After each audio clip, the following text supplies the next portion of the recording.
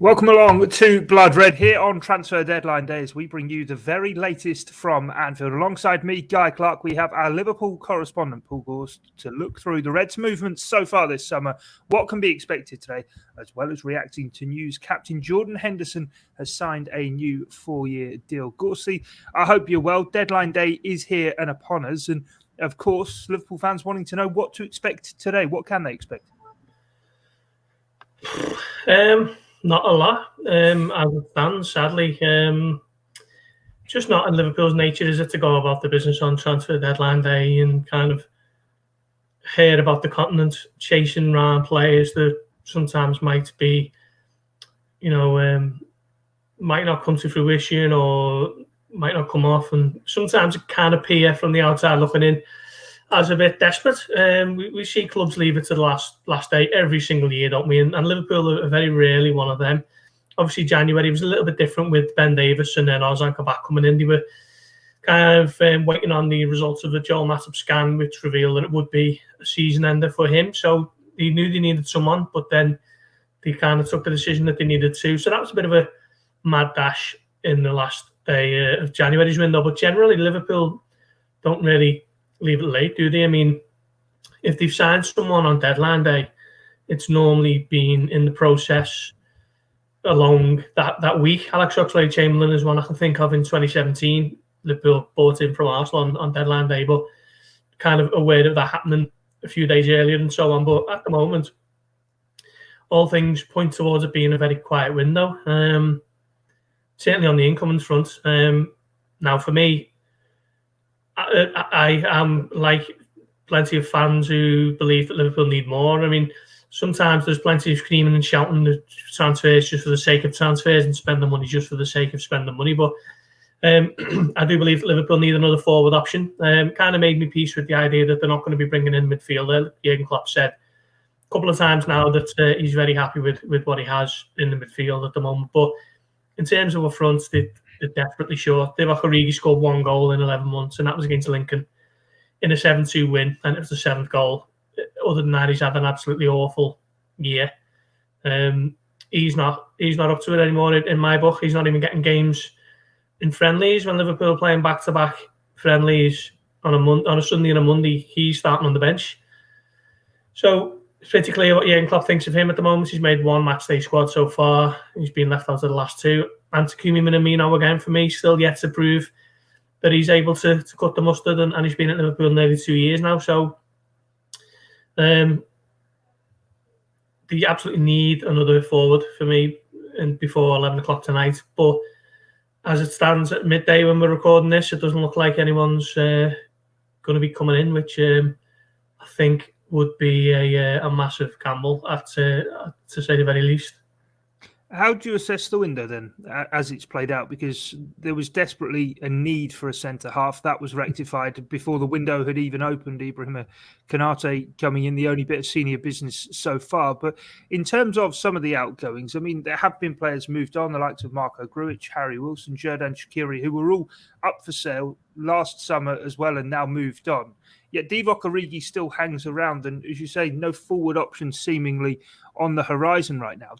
We've lauded the Liverpool transfer policy for many years. Would this window, though, maybe go down perhaps as, I don't know if a failure would be too strong to say, but as you say, it feels as though Origi is just sitting there and needs to be moved on, and another forward does need to be brought in? If you ask me for a rating out of 10, I'd probably say 5.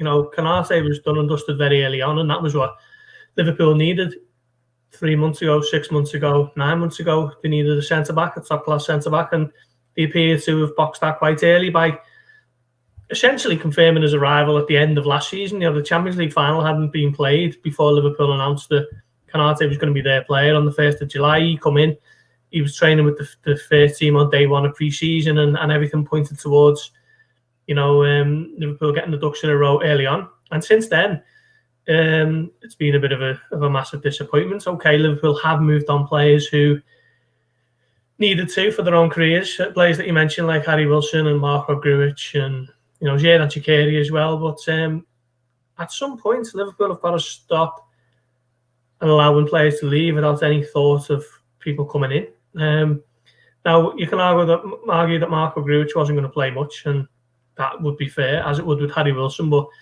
Xherdan Shaqiri, for me, if you're asking me, who would I bring off the bench between Minamino, Origi, and Shaqiri, I'm picking Shaqiri every time.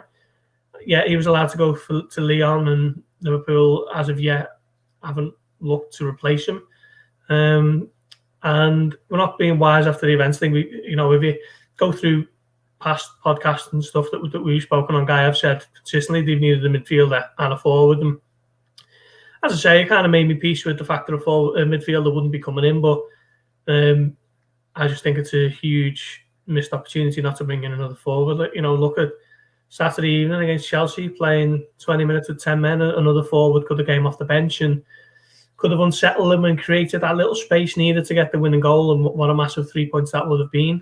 But as it turned out, Jota came on for an injured Firmino before half-time, and Klopp left Keita, Minamino and Oxlade-Chamberlain all on the bench, and instead Kostas Tsimikas came on for a tired Andy Robertson. So it looked like Liverpool were doing the business early on, and then it's gone a bit quiet and stagnant, and I just hope that this, you call it a failure to replace Shaqiri, doesn't come back to haunt them. Yeah, no, okay. It isn't just all about recruitment, retention as well, part of the game as well. And on deadline day, Liverpool have announced some business. Captain Jordan Henderson signing a new 4-year contract. And that, though, another one of these key contracts that needed sorting out. It did, yeah. That's been kind of Michael Evans' unit for this year, hasn't it? Player retention. And Fabinho, Alexander-Arnold, Alisson, Van Dijk, Henderson. They've retained the core of a squad that's won the Premier League and the Champions League in the last, the last 2 of the 3 seasons. So on that front, that's been very healthy and productive and progressive, and all good news for Liverpool. The next one would be Salah, which I think would be a massive fill-up for everyone at the club. Obviously, Michael Edwards.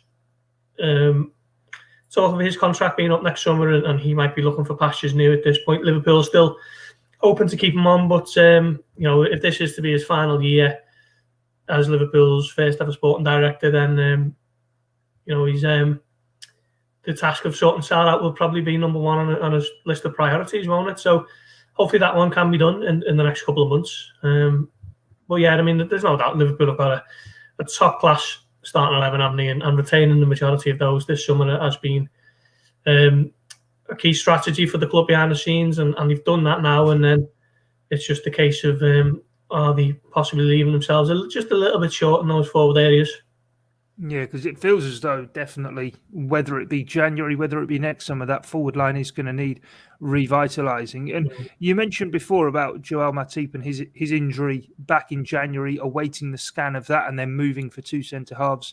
Yeah. Then, obviously at the moment, Roberto Firmino is out injured. We're sort of expecting that it will be a few weeks for him as opposed to anything too long-term. But Liverpool have said this in the past, haven't they? And the player's been out for a bit longer, and they seem to be willing to kind of walk these injury tightropes.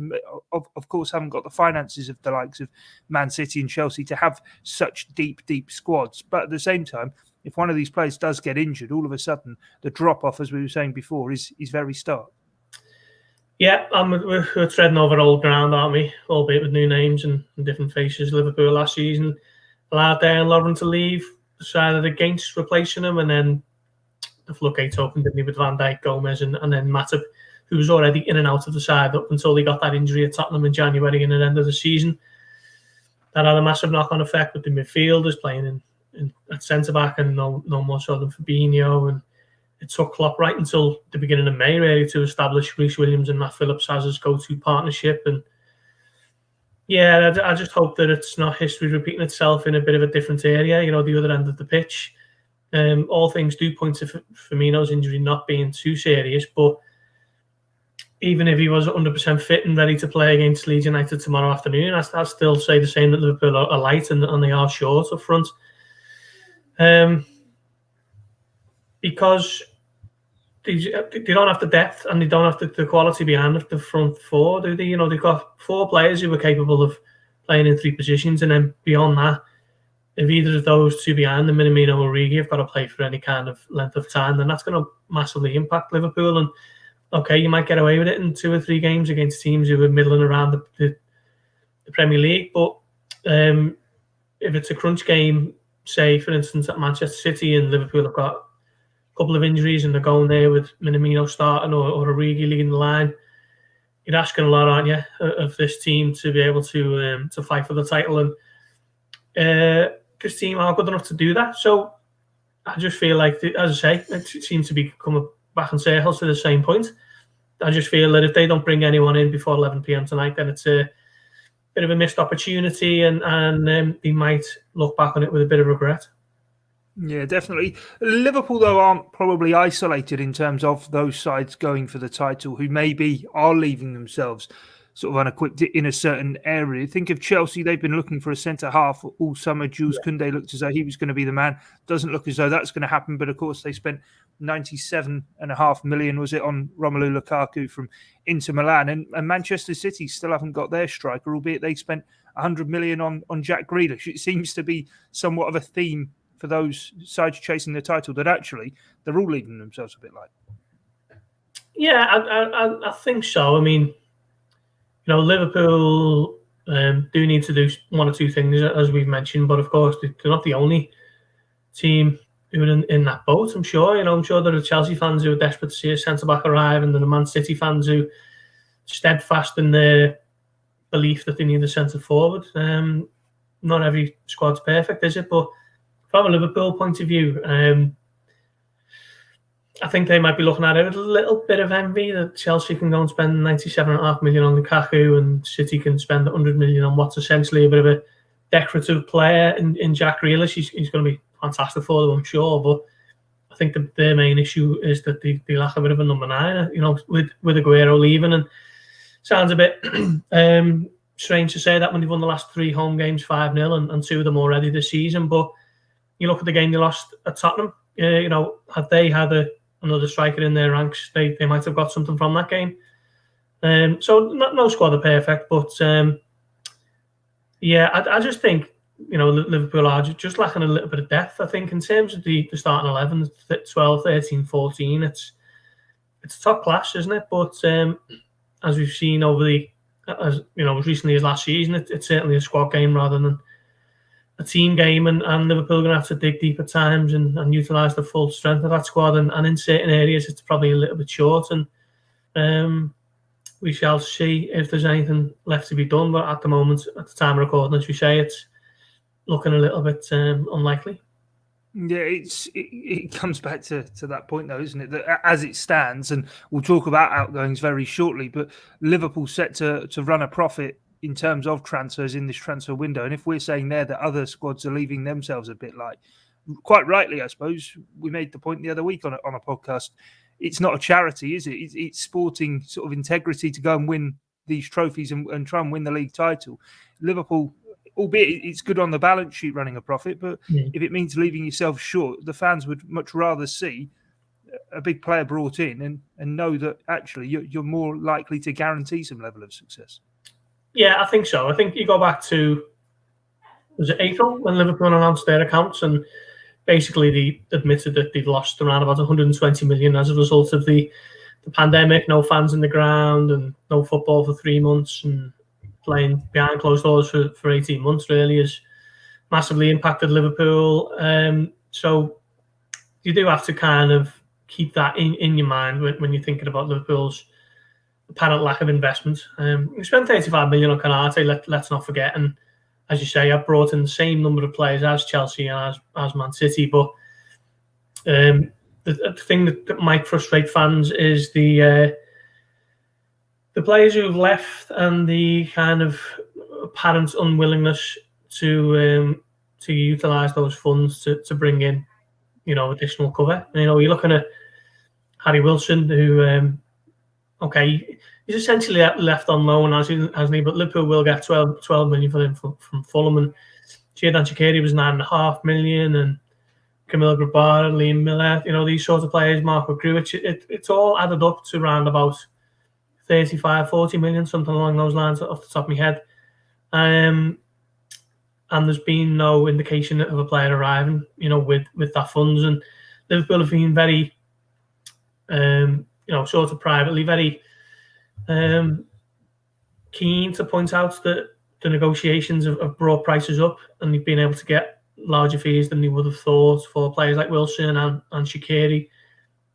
Wilson played 2 senior games and they got 12 million for him, and Shaqiri Leon wanted him for like €5 million, and they've eventually got around about 11 for him. So we're very keen to push this idea that the negotiations have brought in more money than what initially would have been thought, which is fine, and fair play to the people who've been doing those negotiations, your Michael Edwards and your Julian Wards. But if it's not getting spent on new arrivals, then fans don't want to hear it. It's actually counterproductive. To me, it seems a bit like it cuts little ice, unless you can definitively say, well, if you wouldn't have got 9.5 for Shaqiri and 12 million for Wilson and 15 million for Grujic or whatever it is, we wouldn't have brought in player A. And as at the moment, player A is waiting by the phone and it's not ringing. So Liverpool are happy to sell fringe players and extract the biggest value that you can for them, which is what they should be doing. But when it's not being kind of reinvested in the team, then fans kind of shrug and just say, so what?